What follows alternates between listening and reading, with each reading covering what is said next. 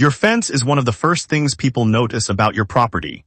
And if it's sitting there right now looking bare, weathered, or just empty, you already know something is missing. Most people think fixing that means hiring a landscaper, spending thousands of dollars, or completely rebuilding the space. But the truth is much simpler than that. You don't need a designer, you don't need a big renovation. You just need the right plants that grow fast, come back every year, and actually do what they promise. So we went deep into this: growth rates, climate zones, real garden performance. One simple question: which vines actually deliver on a fence line? What we found was surprising. There are a handful of plants that don't just grow, they transform a space. They cover wood, soften harsh lines, attract life, and in some cases even give something back to you. Today I'm going to show you 20 of the best ones. These are plants that work across different climates, different fence types, and different levels of experience. Stick around, because number 5 does something most vines can't. It covers your fence beautifully and produces food at the same time. And number 1 grows so fast. A fence that looks completely bare in May can be fully covered by August. By the time you reach the end of this, you won't just see your fence the same way again, you'll know exactly what to do with it. Let's transform your fence. Number 20, Clematis, the queen of climbing plants. There is a reason professional garden designers reach for Clematis before almost anything else when they want to transform a fence quickly. It is not the fastest grower on this list. It is not the most dramatic, but it does something that takes years of experience to fully appreciate. It makes everything around it look intentional. A plain wooden fence becomes a garden feature. A chain-link boundary becomes a flowering wall. Clematis does not just cover what is there, it elevates it. Clematis grows between 3 and 5 feet per season depending on variety, which means a bare fence section can be meaningfully covered within a single growing year. In its second and third seasons, the coverage becomes dense enough to create genuine privacy alongside the ornamental display. Most Clematis varieties are comfortable in USDA zones 4 through 9, which covers the majority of the continental United States. This is a plant that works in Minnesota winters and Georgia summers with the right variety selection. And there are hundreds of varieties to choose from across every color, from pure white through deep purple to vivid red. Visually, Clematis in full bloom is one of the most striking sights a residential fence can offer. The flowers are large, often 4 to 6 inches across, with a simple open-face structure that catches light differently throughout the day. In the morning, the blooms appear almost luminous. By afternoon, they deepen in color. The vine itself is delicate-looking, with slender stems that weave through fence openings rather than forcing their way through. Plant Clematis with its roots in shade and its top growth in sun. This is the rule experienced gardeners call keeping its feet cool and its head warm. A few inches of mulch over the root zone accomplishes this without any ongoing effort. Feed once in spring with a balanced fertilizer, and this plant will reward you every year with increasingly impressive flowering as the root system matures. The long-term benefit is compounding. A Clematis planted today will still be flowering on that same fence in 20 years, growing more beautiful and more floriferous with each passing season. This is not a plant you replace. It is a plant you grow with. Number 19. Trumpet Vine, the hummingbird magnet your fence has been waiting for. If you have ever sat on a porch in midsummer and watched a hummingbird hover at a flower, you already understand what Trumpet Vine brings to a yard. But most people who plant Trumpet Vine for the hummingbirds underestimate everything else it brings with it. The speed, the coverage, the sheer biological exuberance of a plant that seems almost impatient to fill every inch of space available to it. Trumpet Vine, Campsis radicans, is one of the fastest growing vines in North America. Under good conditions, it can put on 8 to 10 feet of new growth in a single season. A fence that is bare in spring can be substantially covered by August. A fence that has had Trumpet Vine for 3 years becomes a living wall of deep green foliage punctuated from July through September, with clusters of orange and red tubular flowers that seem almost too tropical for a temperate garden. It is hardy in USDA zones 4 through 10, which makes it one of the most widely adaptable vines on this entire list. It tolerates heat, drought, poor soil, and partial shade with a resilience that makes most other ornamental plants look fragile by comparison. Visually, the flowers are extraordinary.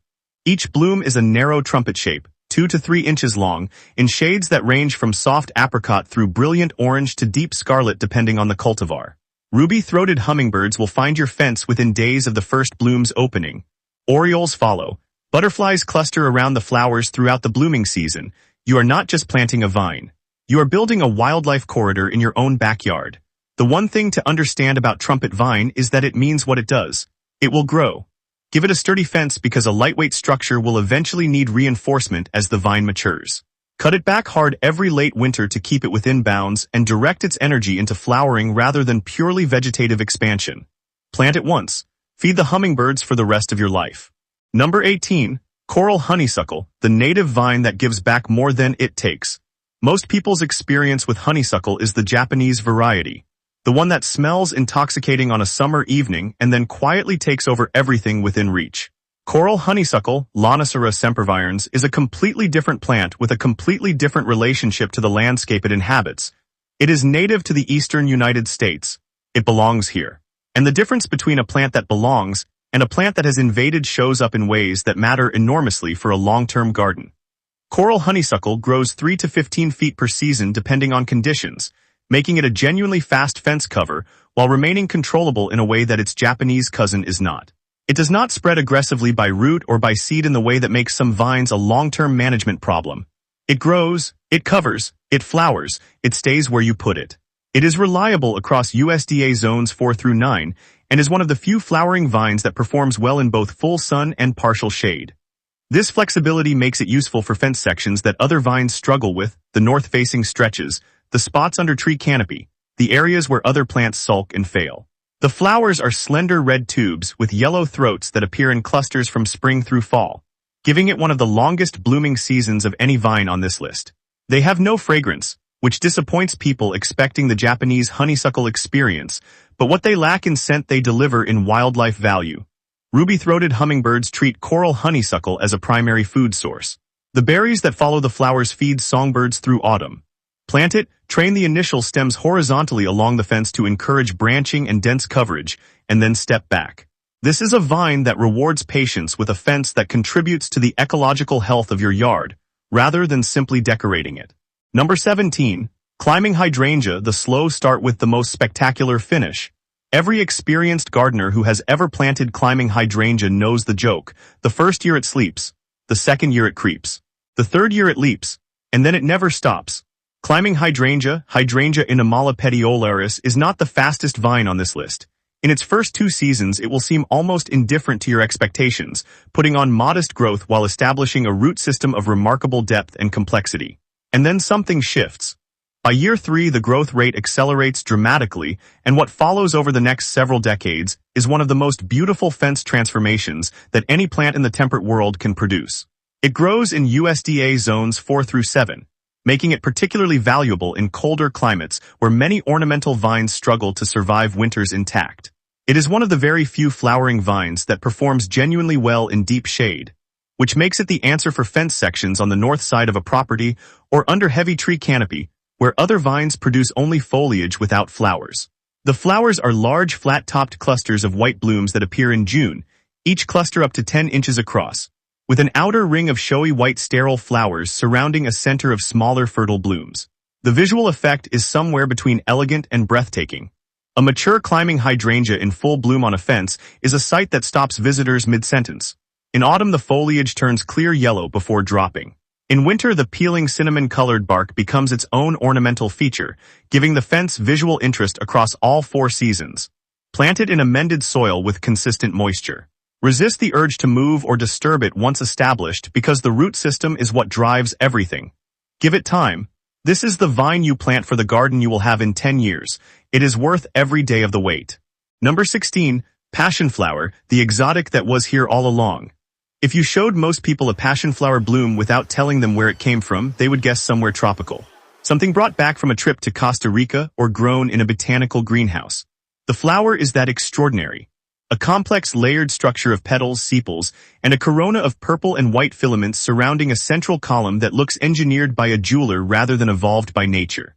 It does not look like something that belongs in a backyard fence in Tennessee or Virginia or North Carolina. But Passiflora incarnata, the native passionflower known as Maypop, does exactly that. It is native to the southeastern United States. It grows wild along roadsides and fence rows from Florida to Nebraska. And it produces those extraordinary flowers on a vine that can grow 6 to 15 feet in a single season on a fence that gave it almost nothing to work with. It is hardy in USDA zones 6 through 10, with some cultivars performing in zone 5 with winter mulching. It grows in poor soil. It tolerates drought once established. It comes back from the roots even if the top growth is killed by a hard winter. This is a plant that has survived in the American South for thousands of years without anyone tending it. The blooms appear from June through September. The fruits that follow, egg-shaped yellow-green structures the size of a small lemon, are edible and genuinely delicious, tasting like a mild tropical fruit that defies easy comparison. Wildlife value is exceptional. The zebra longwing butterfly uses passionflower as its sole larval host plant. Gulf fritillary butterflies follow wherever passionflower grows. Plant it in the sunniest section of your fence. Give it something to grab onto with its tendrils. Stand back and watch something that looks like it belongs in the Amazon grow from soil that you thought could not support much of anything. Number 15. Virginia creeper, the fence transformation that peaks in October. Most vines have one season where they shine. Virginia creeper has 4. In spring it emerges with bronze-tinged new growth that catches the morning light in a way that makes you stop and look twice. Through summer it builds a dense wall of deep green foliage, 5-leafed and glossy, that creates genuine privacy and a cooling effect on fences that face west into the afternoon sun. In early autumn the berries appear, small clusters of blue-black fruit on vivid red stems that songbirds strip clean within days of ripening.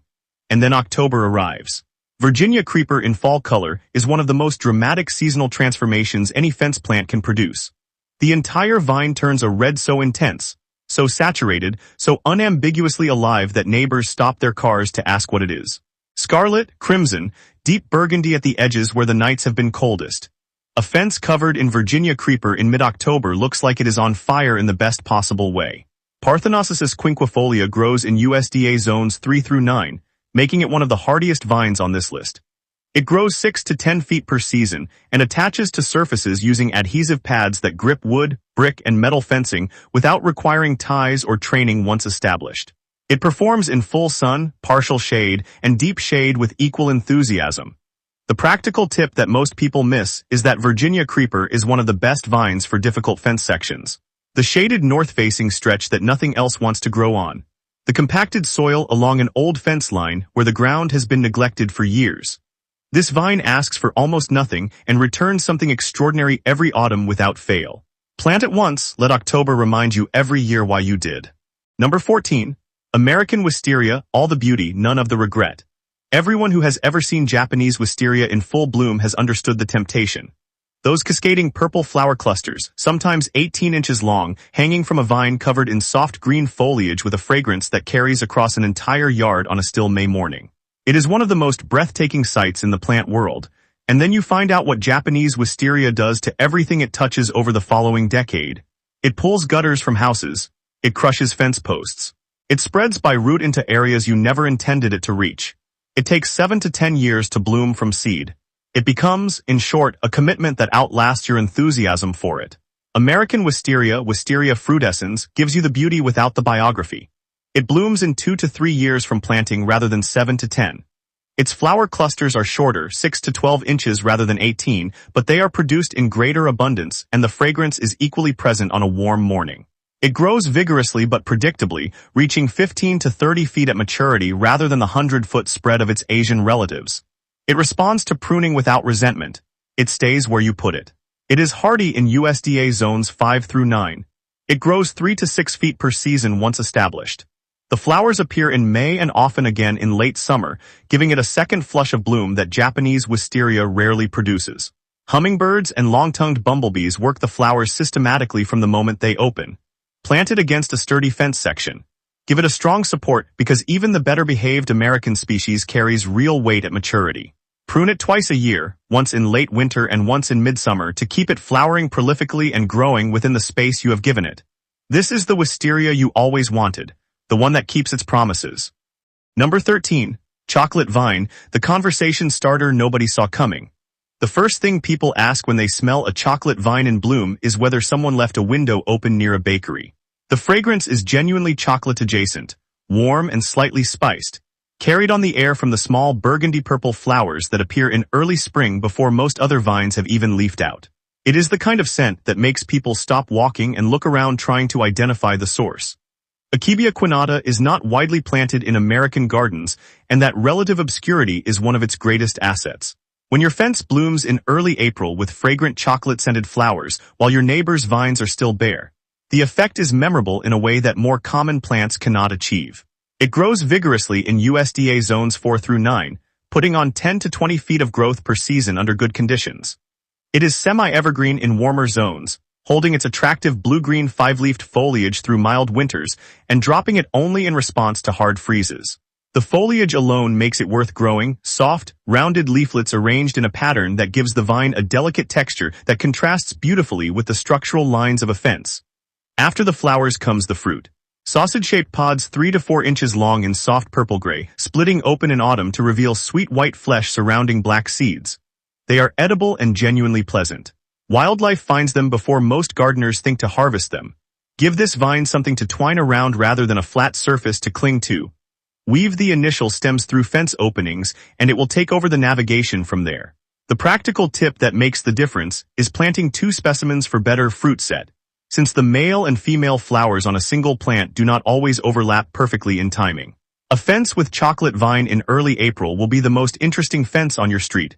Nothing else blooms that early with that fragrance. Nothing else even comes close. Number 12, climbing roses, the timeless transformation with a modern upgrade. There is a photograph in almost every old gardening book of a cottage fence covered in climbing roses. Pink blooms cascading over weathered wood, green foliage soft and full. The whole scene carrying a weight of accumulated beauty that feels like it belongs to another era. What most people do not realize is that the climbing roses available today are categorically better than anything those old photographs show. Disease resistance that earlier varieties lacked entirely. Repeat blooming through the entire season rather than a single June flush. Fragrance bred back into varieties that had lost it.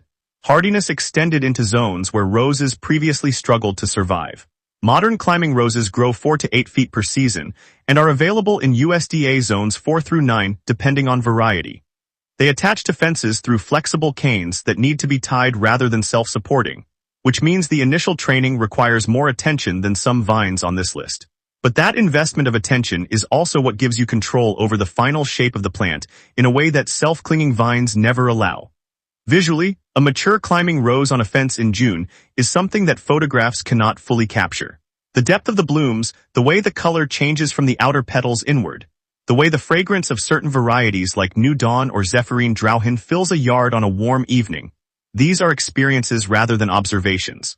Train the canes as horizontally as possible along the fence rather than allowing them to grow straight up. Horizontal canes produce flowering laterals all along their length, which means more blooms across the entire fence face rather than a cluster at the top. Feed monthly through the growing season with a fertilizer formulated for roses. Deadhead spent blooms on repeat flowering varieties to encourage continuous production. This is the fence transformation that people remember. Not just for a season, for decades. Number 11. Morning Glory, the fastest fence cover money can buy 4 almost no money at all. Here is the truth about most fast-growing fence vines. They cost $30 to $60 per plant. They take a full season to establish before they begin performing. They require specific soil conditions or zone compatibility that may or may not match what you have. And all of that is fine for a long-term planting. But what do you do with a bare fence that you need covered this summer? You buy a packet of Morning Glory seeds for $2, and you plant them in May.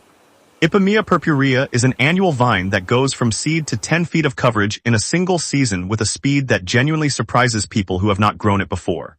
By midsummer, a fence planted with Morning Glory in late spring will be completely covered in heart-shaped green leaves. By August, the flowers will be opening every morning in shades of purple, blue, pink, and white. Each bloom a perfect trumpet-shaped 3 to 4 inches across that closes by early afternoon and is replaced by fresh blooms the following dawn. It grows in any USDA zone as an annual, which means it works everywhere. It grows in poor soil. It grows in heat. It grows in conditions that would stress most of the permanent vines on this list. It asks for almost nothing and gives you a fully covered fence within one growing season. The seeds germinate faster if you nick the seed coat lightly with a nail file or soak them overnight in warm water before planting. Direct sow them at the base of your fence after the last frost date.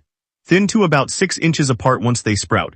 Water during establishment and then step back. It will not come back next year on its own in most climates. It will drop seeds that may or may not germinate. But for the cost of a cup of coffee, you can have a transformed fence by August. Sometimes the most elegant solution is also the simplest one. Number 10. Black-Eyed Susan Vine, the cheerful fence cover that never stops blooming. There is a particular kind of garden joy that comes from a plant that simply refuses to stop performing. Most flowering vines have a peak period, a few weeks in June or July when everything is happening at once, followed by a gradual decline into foliage only. Black-eyed Susan vine has not received that message. From the moment it establishes itself in early summer until the first hard frost ends the season, it produces flowers with a consistency that makes it one of the most reliably colorful fence plants available to American gardeners. Thunbergia alata grows 8 to 10 feet per season as an annual in most of the country, and as a perennial in USDA zones 10 through 11. In zones 4 through 9, it is grown as a warm season annual that delivers full seasonal coverage and continuous bloom from late spring through fall.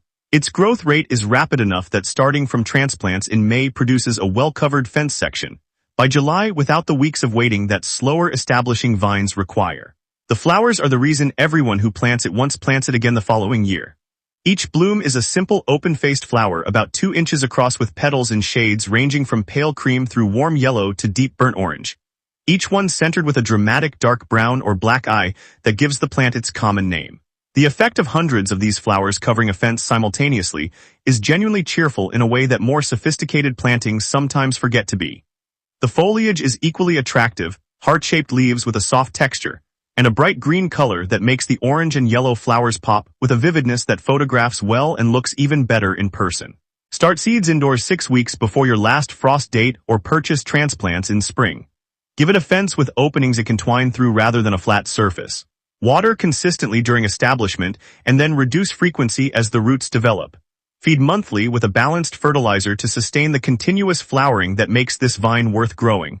Sometimes a fence does not need drama. Sometimes it just needs to make people smile every time they look at it. Black-eyed Susan vine does exactly that every single day from June until October. Number 9, Perennial Sweet Pea, the fragrant fence cover that comes back stronger every year. The annual sweet pea that most gardeners know is a cool season plant, spectacular for a few weeks in spring, and then finished by the time summer heat arrives. Beautiful, fragrant, temporary. The perennial sweet pea, Lathyrus latifolius, is a different proposition entirely. It comes back every year from a deep root system that grows more powerful with each passing season, producing more stems, more coverage, and more flowers as it matures. Plant it once and it becomes part of your fence permanently. It grows 6 to 9 feet per season and is hardy in USDA zones 3 through 9, which makes it one of the most cold-hardy flowering vines on this list. It tolerates poor soil, drought once established, and the kind of neglect that ends most ornamental plantings without complaint. The root system, which can extend several feet deep in established plants, accesses moisture and nutrients that surface-rooted plants cannot reach during dry summers. The flowers appear from June through August in shades of pink, rose, and white.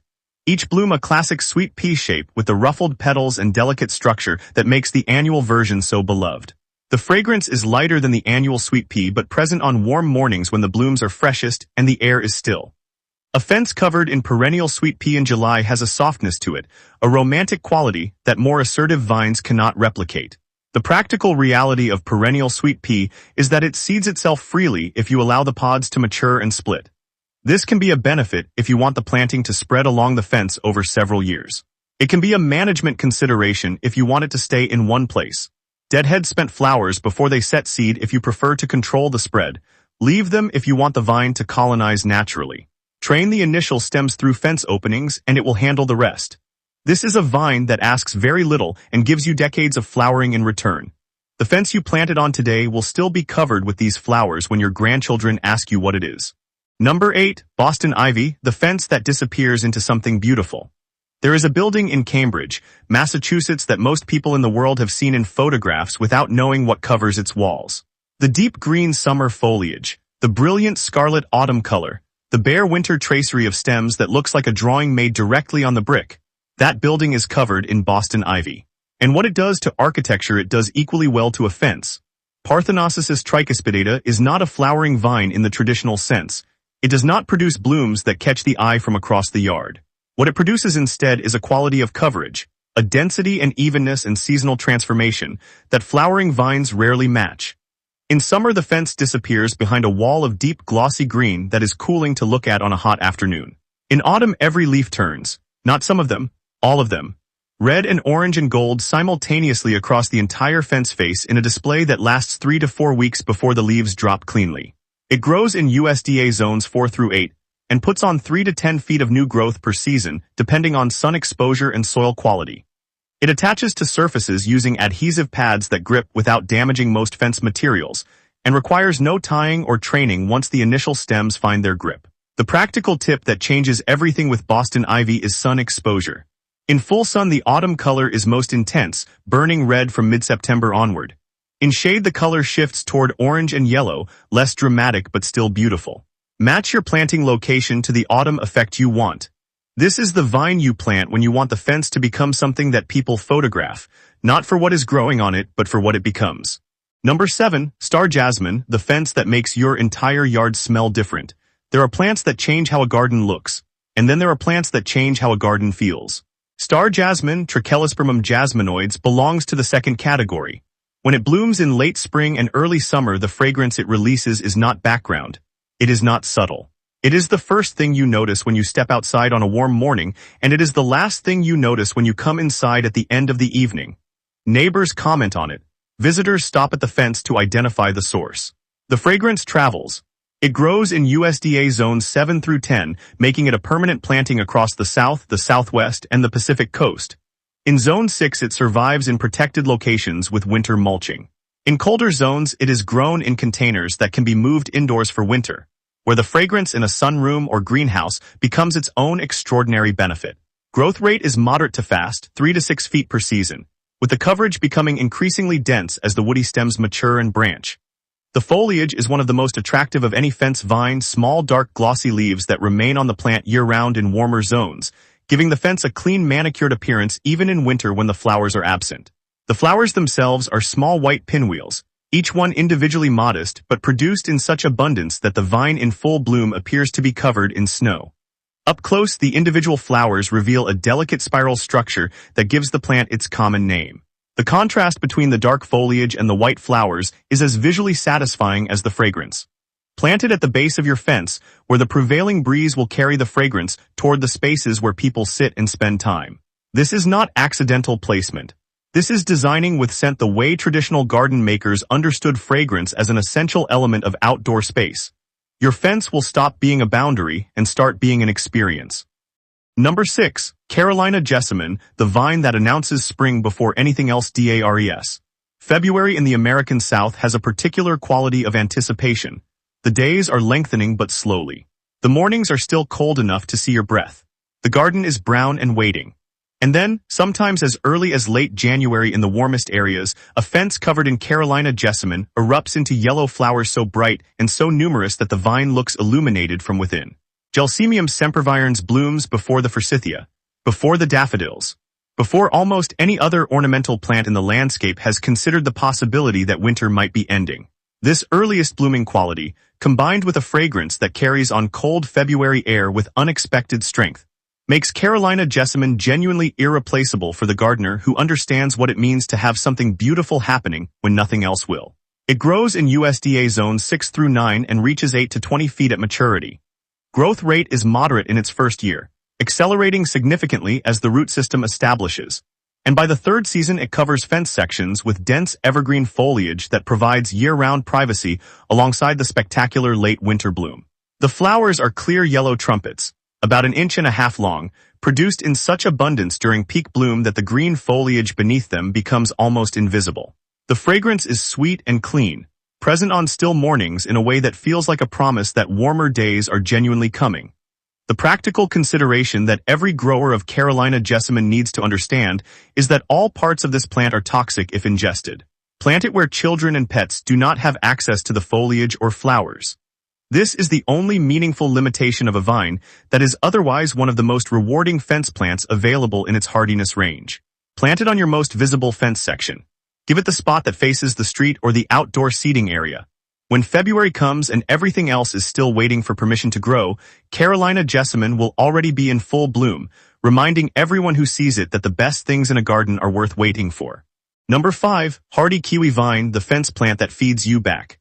There is a category of garden plant that most people never consider for fence coverage because they think of it as an orchard crop rather than an ornamental vine. Hardy kiwi belongs in that category, and its absence from most residential fences is one of the more puzzling oversights in American gardening culture. Because what hardy kiwi offers a fence is something that no purely ornamental vine on this list can match. It covers the fence beautifully. It produces food, and it does both with a vigor that makes most other vines look leisurely by comparison.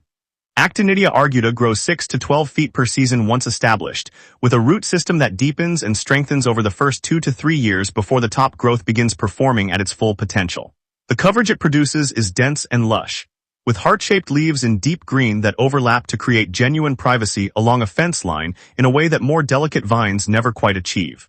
It is hardy in USDA zones 3 through 8, which makes it one of the most cold-tolerant fruiting vines available to American gardeners.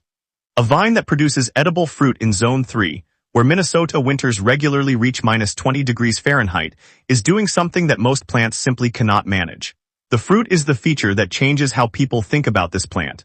Small grape-sized kiwis, smooth-skinned unlike the fuzzy supermarket variety, with the same sweet tropical flavor and a texture that is somehow more concentrated and more interesting than their larger commercial cousins. They ripen in September and October, dropping from the vine when fully ripe, and a mature plant in a productive year will produce more fruit than a single family can eat fresh. Plant one male vine for every 8 female vines for fruit production. The male does not fruit, but provides the pollen that the females need. In the first 2 to 3 years, prune aggressively to build a strong framework along the fence before allowing the plant to put energy into fruiting. Feed in spring with a balanced fertilizer and mulch heavily over the root zone to maintain the consistent moisture this vine performs best with. A fence covered in hardy kiwi is doing 2 things simultaneously that no other fence plant manages. It is beautiful every day of the growing season, and it is producing something you can eat every September. The most functional fence transformation on this entire list. Number 4, Dutchman's pipe vine, the dramatic privacy screen that stops people in their tracks. Most vines cover a fence gradually, building density over several seasons until the coverage becomes complete. Dutchman's pipe vine covers a fence the way a theater curtain drops, decisively, completely, with a sense that something significant has happened to the space. Aristolochia macrophylla produces leaves that are the largest of any vine on this list. Heart-shaped, rich green, sometimes 12 inches across in well-fed plants. They overlap in layers that create a visual density that reads more like a hedge than a climbing vine. A fence covered in Dutchman's pipe does not look decorated. It looks transformed into something architectural, a living wall with a substance and solidity that changes the entire character of the outdoor space it borders. It grows in USDA zones 4 through 8 and puts on 10 to 15 feet of new growth per season, making it one of the fastest privacy-creating vines available for temperate American gardens. By midsummer of its second season on a fence, it is producing the kind of coverage that other vines take 4 or 5 years to achieve. The flowers are where the common name comes from. Small, curved, pipe-shaped blooms in yellow, green, and brown appear in May and June, hidden beneath the large leaves in a way that makes them a discovery rather than a display. They are not the reason most people plant this vine, but they are the reason that pipevine swallowtail butterflies seek it out with a specificity that borders on obsession. This vine is the sole larval host plant for the pipevine swallowtail, one of the most beautiful butterflies in North America, with iridescent blue-black wings that seem almost impossibly colorful for a temperate species.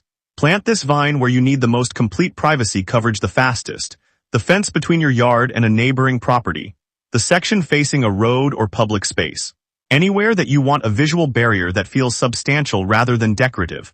Plant in rich soil amended with compost. Water consistently through the first season. Once established, this vine is essentially self-sufficient, returning each spring with more vigor than the year before, building toward a coverage that in 10 years will make visitors wonder how long you have been tending this garden. Number 3, cross vine, the evergreen fence cover that peaks in spring and never fully disappears. Most gardeners choose between 2 things when selecting a fence vine. Evergreen coverage that provides year-round privacy but limited flower display, or spectacular seasonal blooms on a plant that disappears into bare stems for half the year. Crossvine, Bignonia capreolata, refuses to accept that this is an either-or decision. It is semi-evergreen to fully evergreen in USDA zones 6 through 9, holding its glossy dark green foliage through all but the hardest winters and providing meaningful privacy coverage across 12 months of the year. And then in April and May, it blooms with a flower display that would make purely ornamental vines envious. Trumpet-shaped blooms 2 to 3 inches long in combinations of deep orange-red on the outside and yellow to orange-yellow on the inside, produced in clusters so dense that the fence appears lit from within during peak bloom. The common name comes from the cross-shaped pattern visible in the cross-section of the stem. a detail that connects this native vine to centuries of observation by people who paid close attention to the plants around them. It is native to the southeastern United States and grows naturally in forest edges and along waterways from Florida to Illinois, which means it is adapted to the variable conditions of American gardens rather than requiring the careful management that more exotic plants demand. It grows 5 to 10 feet per season and climbs by tendrils that grip fence openings and wire supports without the adhesive pads that can sometimes damage fence surfaces. The foliage in winter takes on bronze and burgundy tones in colder zones, giving the fence a warm color even when nothing else in the garden is performing. Hummingbirds arrive at the first blooms in April and return throughout the spring flowering period with a reliability that makes cross vine one of the best early-season hummingbird plants in the eastern United States. The summer foliage that follows the flowers is dense enough to screen views completely while remaining visually attractive rather than simply utilitarian. This is the vine for gardeners who have decided they no longer want to choose between beauty and practicality. Cross vine delivers both every month of the year. Number 2, Mandevilla, the tropical drama that works anywhere with a little creativity. There are plants that make a statement, and then there is Mandevilla, which makes an announcement. Deep pink, rose red, or pure white flowers 5 inches across, each one a perfect trumpet shape with a texture that looks more like fine fabric than living tissue. Produced continuously from late spring until the first frost on a vine that grows with a confidence and speed that matches the drama of the blooms it carries. Mandevilla is a true tropical, perennial in USDA zones 9 through 11 where it grows year-round, and reaches 15 to 20 feet at maturity on a fence that it covers with a lushness that feels genuinely exotic. In zones 4 through 8, which is where most American gardeners live, it is grown as a container plant that spends the frost-free months outdoors against a fence, and comes inside before temperatures drop below 50 degrees Fahrenheit. This container approach is not a compromise. It is a strategy. A large Mandevilla in a 20-gallon container positioned against a fence and trained up a simple trellis attached to the fence face produces the same visual impact as a permanent planting while giving you the flexibility to move and protect it. The plant will grow 4 to 6 feet in a single outdoor season, covering the trellis and reaching up onto the fence itself by August. The flowers are produced on new growth, which means pruning in early spring before the plant goes back outside stimulates the branching that produces more flowering stems and therefore more blooms across the entire season. Feed every 2 weeks with a high potassium fertilizer. Once flowering begins to sustain the continuous bloom production that makes this vine worth the annual effort of overwintering. Visually, a fence section with Mandevilla in August is unlike anything else on this list. The flowers are large enough to see from across the yard. The deep green glossy foliage makes them appear even more vivid by contrast. And the continuous production means the display does not peak and decline. It simply continues, flower after flower, until the season ends. This is the vine for the gardener who wants their fence to be the most beautiful thing on the street from July through October. Mandevilla does not try to achieve that, it simply does it. Number 1, Silver Lace Vine, the most breathtaking fence transformation on this entire list. We end here, with the vine that earns the number 1 position not through the drama of individual flowers or the richness of fragrance or the utility of edible fruit, but through something rarer and more difficult to achieve in a garden. The ability to make an entire fence disappear beneath something so beautiful that the fence itself becomes irrelevant. Fallopia balchuanica, the silver lace vine, is the fastest growing woody vine in the temperate world. Under good conditions, it can put on 20 to 30 feet of new growth in a single season. A fence that is bare in May can be completely, thoroughly, and dramatically covered by August. Not partially covered. Not covered in the spots where you trained it. Covered. The way snow covers a landscape uniformly and completely, transforming everything it touches into something new. It is hardy in USDA zones 4 through 8 and grows in almost any soil, in full sun or partial shade, in conditions that would challenge most of the other vines on this list. It tolerates drought, it tolerates neglect. It grows in compacted urban soil along fence lines where nothing else has succeeded. It seems almost indifferent to difficulty. And then in late summer, usually August through October, it blooms. The flowers are individually tiny, white to pale pink, almost translucent in the right light. But they are produced in such extraordinary abundance, in panicles covering every stem of the entire vine simultaneously, that the effect from a distance is of a fence covered in white lace. Or fresh snow. Or something that does not quite have a name in the English language because no one expected a vine to do this. On a calm morning in September when the light is low and golden and the silver lace vine is in full bloom, a fence covered in this plant does not look like a fence. It looks like a boundary between the ordinary world and something else entirely. Visitors stop. Neighbors ask. People take photographs and cannot quite capture what they are seeing because what they are seeing needs to be experienced rather than recorded. Plant it where you want the most complete transformation the fastest. Give it a sturdy fence because the weight of a mature silver lace vine is substantial. Cut it back hard every late winter to the main structural framework and it will respond with the same extraordinary growth and flowering the following season. This is the vine that started as a bare fence post and a bag of soil amendment and became, within a single growing season, the most beautiful thing in your yard. That transformation is available to anyone willing to plant it. The only question is why you have not done it yet. Bonus tip: before you plant anything along your fence, do this one thing first. Dig a trench at least 18 inches deep. Clear out that old, compacted soil completely. Then refill it with a 50/50 mix of quality topsoil and rich compost.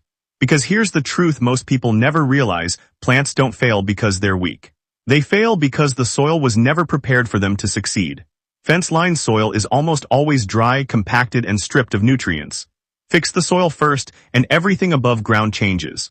And if this topic interested you, you should see what NASA found when they actually tested plants for air cleaning. Some of the results are surprising. I've explained that in another video. You can watch it next. I'll see you there.